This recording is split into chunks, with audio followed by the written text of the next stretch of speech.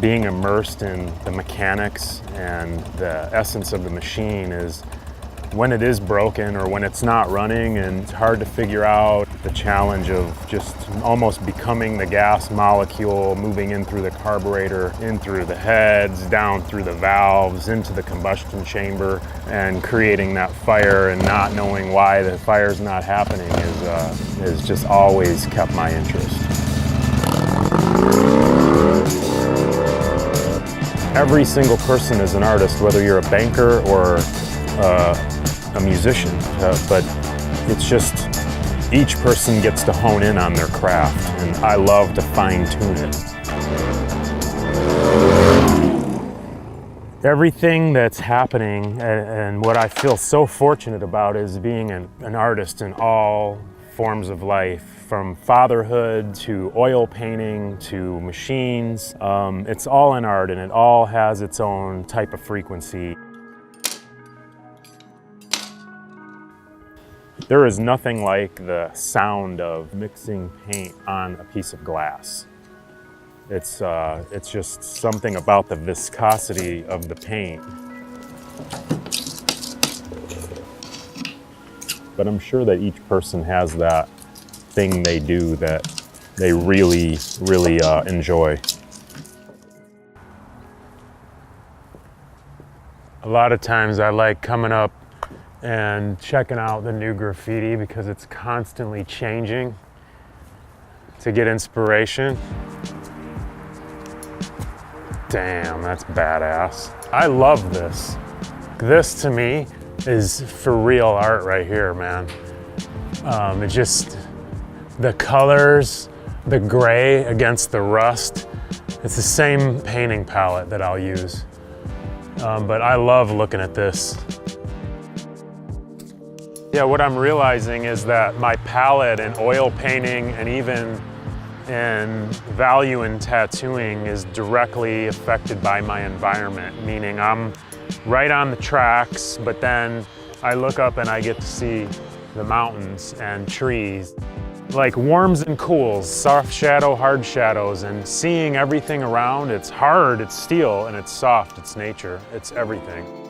Oftentimes I'm asked, what happened with you? Were you painting when you were a kid? And in fact, when I was in school, my mom really loved art. So she would do my art homework for me in school. So I didn't have to do it, and she could see what grade she would get.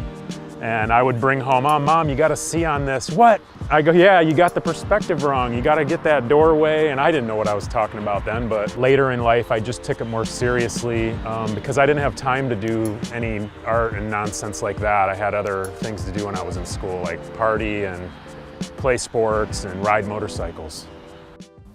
My daughter is definitely into a lot of things. I try to take the artistic approach to fatherhood as well, so that we can be friends, we can be inspirational to each other, and that she gets the opportunity to try a bunch of stuff. She sails and rides motorcycles. I was 3 years old and I had a small dirt bike about this big, and my dad was trying to guide me, and I said, okay, I'm just gonna go for it. So I pulled back the lever way too far, and I just went vroom into the shower. I had a little Honda 50 when I was about 8 years old. My dad got me this little bike, and that was what changed everything right there. So at that point on, I've never been without a motorcycle. For the tongue and groove, it has a little. I have pictures of me being a 2-year-old on the top of his gas tank. So my brother, my dad, we were all involved in machines. Build them, love to connect with the essence of its vibrating particles, and it all just makes sense. Okay, that's good, take it off. If I'm on a racetrack with a very highly refined machine and I'm hooking at 150 mile an hour and I'm banking into a corner, knee on the ground, there is such harmony in that you can't get anywhere else. So being from Chicago, it was a far stretch for me to even see the ocean. And my folks didn't travel much, so we went camping and things like that. I just wanted to escape, so I just came out here in search of the ocean. The ocean calls me and always has. So I started surfing and I started snorkeling and sailing and I don't know anything about that stuff. My buddy and I were surfing, probably Huntington. We were having a coffee after, it was cold, and he said, hey man, let's get a little junky sailboat, sail down to Costa Rica and just sink it and paddle in. And I said, what? Is that an option? Feeling good.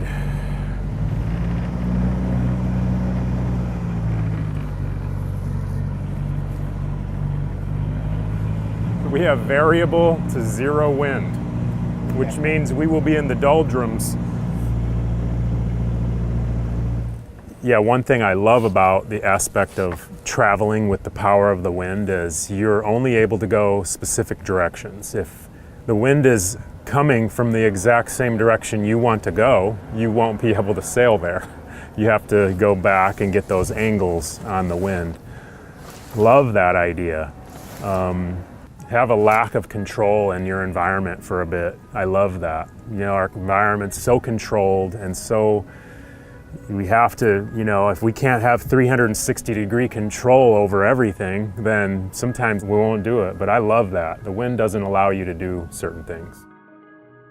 So my daughter, she asked me, what happens after you die? We had a cat and he had a heart failure and he didn't make it.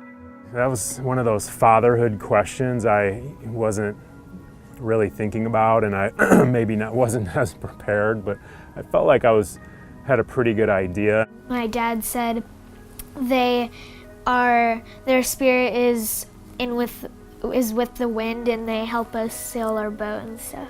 Everyone just goes out into the wind and they circle the globe and caress the trees and the ocean and the buildings and people, and all the time you get to feel that.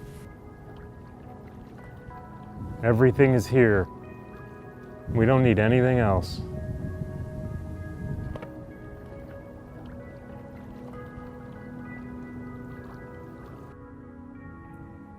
Yeah, we're moving here.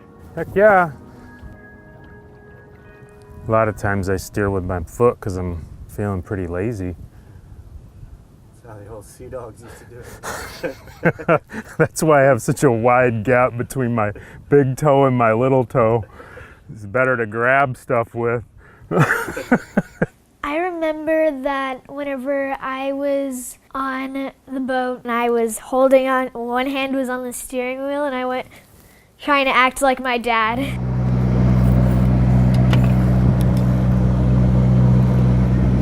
That's better.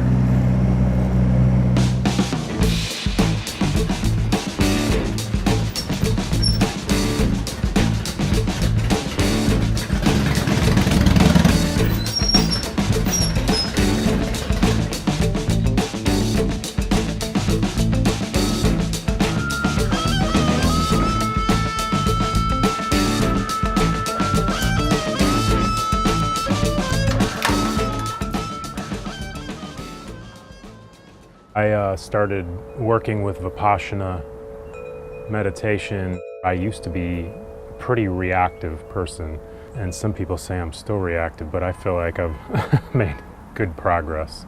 It just seems to be a better way. Working with this is something I try to do as much as I can. I used to do it daily, and it's life-altering. When I am working, tattooing, painting, wrenching on bikes, my arms and my hands have some tendinitis coming into play, and I get acupuncture from a really amazing acupuncturist over at Mind and Body Acupuncture. We're experimenting with acupuncture as anesthesia. So the clients responded really well. And while I was tattooing her in a complete chest up here in this area, pretty painful area, she had needles in her ears and in her feet, and she seemed to be really happy with it.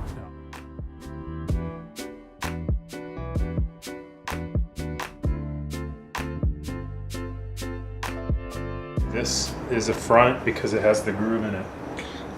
And you can see whenever the brake rotors start to go bad, they start squeaking. One of the main sources of inspiration is my family. I've been lucky enough to have a really amazing family, and they inspire me every day. What's it like having an artist for a dad? It's actually really cool because he's creative and he's cooperative. I learned that there's always a way to improvise so that you can make something work out. Good move for me. Check. I Mate. realized that. The idea of, man, just being able to be inspiring to other people. I can run it on a track at 1,000 miles an hour with my hair on fire. But one of the largest fears for me is to live without inspiration. So I try to keep that at bay and keep moving.